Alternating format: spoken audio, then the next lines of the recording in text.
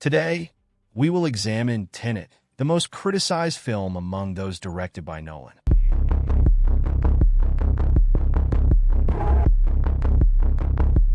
While critics who could be considered authorities praised the film, it didn't achieve particularly impressive results on platforms where public voting is valid.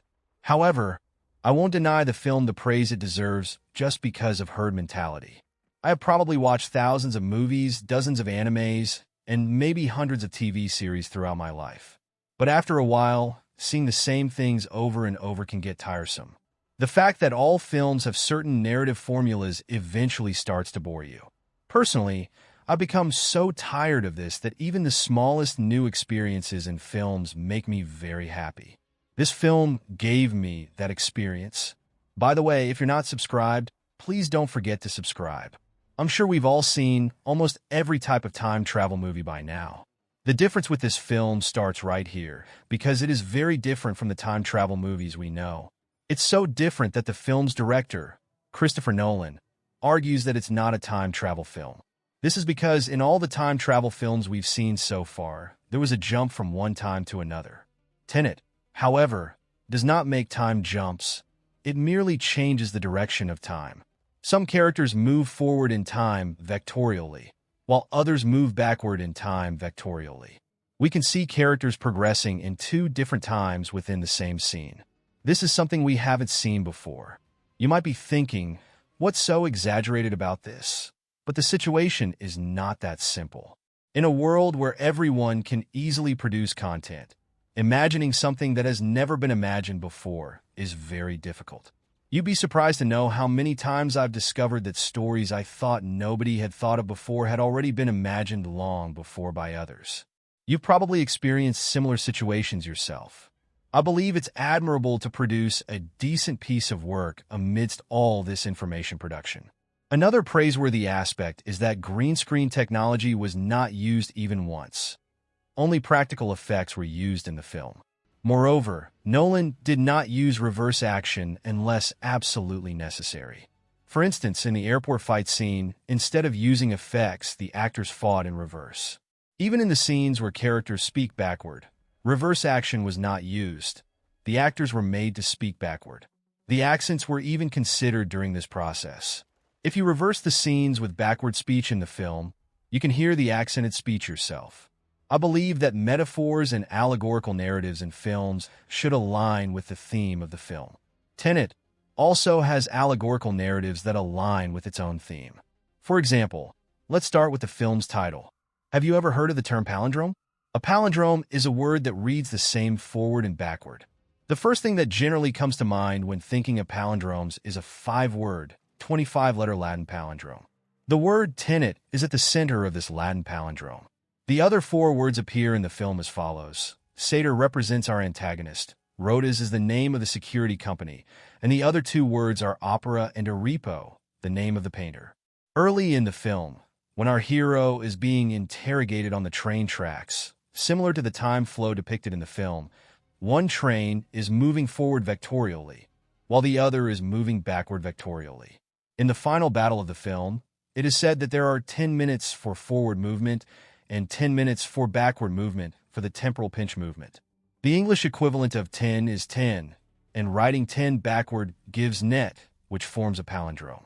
I think allegorical narration in films should always be like this. In the film, red tones are used when moving forward in time, and blue tones are used when moving backward. Just like the team moving forward in time is red, and the team moving backward is blue. This rule is maintained throughout the film. Not only in these 2 instances, but red and blue also represent the same thing in many places. This is based on an observation known as the Doppler effect. You've all heard about the expansion of the universe. But have you ever wondered how it was detected? The discovery of the universe's expansion relies on the Doppler effect. If a star is moving towards you, the frequency of the light it emits shortens, shifting it towards the blue end of the spectrum. If it's moving away from you, the light shifts towards the red end of the spectrum. This allows us to detect both a star approaching us and one moving away. Shortly after this discovery, it was found that, with the exception of galaxies close enough to be considered neighbors, almost every galaxy is moving away from us, and those further away are receding faster. This scientific discovery was so significant that it was tested repeatedly before it was officially announced and papers were published. Another scientific team joined the investigation and made the same observations, leading to a joint report from both teams for greater reliability within the scientific community. Without going too far off topic, I should return to the film. In summary, the blue and red elements in the film reference this Doppler effect. Nolan's films generally don't claim to be grounded in scientific reality. However, he ensures that their scripts are based on scientific foundations by consulting prominent physicists, as seen in Interstellar and Tenet. Although at the beginning of the video, we focused on creativity and novelty, I don't think we emphasize its importance enough. Some films shake up the film industry and become a source of inspiration for many filmmakers. For example, The Matrix.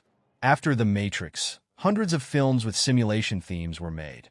This film is one of them. Just as Back to the Future inspired many filmmakers to create new time travel concepts, Tenet will inspire a new genre. Personally, I would love to see many new films that handle multiple linear timelines simultaneously like Tenet. We must mention the production achievements of the film. For the opera scene at the beginning of the film alone, 3,500 extras were involved. Nolan even purchased a Boeing 747 model aircraft for the film and tried to crash it into a real airport, but due to numerous international diplomatic issues, he abandoned this idea. Additionally, due to American sensitivities about deliberately crashing planes, the aircraft was crashed into a real-size set constructed within an airport. Of course, the building that explodes at the end of the film was rebuilt twice and exploded 3 times.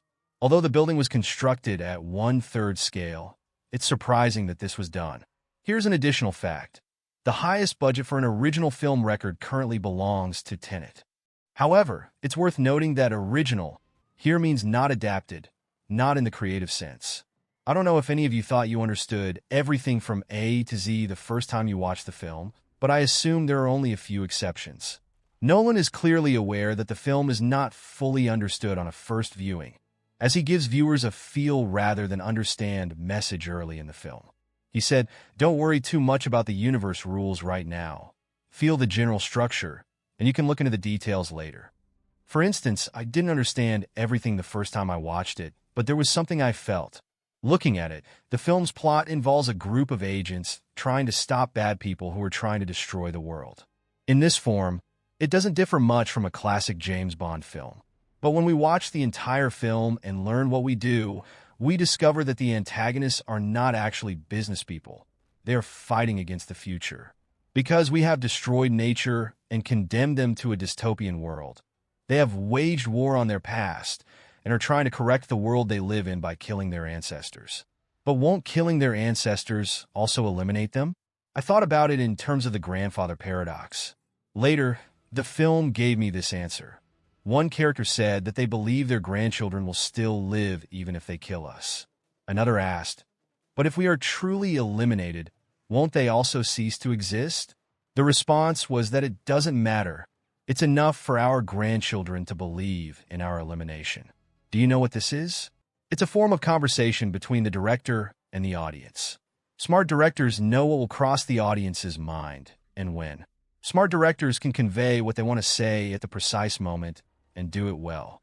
They can anticipate possible responses from the audience and design the next moment accordingly. I want to delve a bit more into the scientific foundation of the film. The scientific basis of the film is generally built around entropy. The film includes dialogues like entropy and why does cause come before effect, and entropy is directly mentioned. I don't think every film should try to convey a message because films are not social responsibility projects. However, if you're going to embed a message about a topic that people stubbornly refuse to accept, like global warming, or if you're going to base the entire film concept on this issue, then I'm in favor of doing it this way. One of the final lines of the film is, "No one cares about bombs that don't explode." The unexploded bomb here represents global warming. People don't care about it because they don't feel its effects in their daily lives. For now, that's all from me. Goodbye.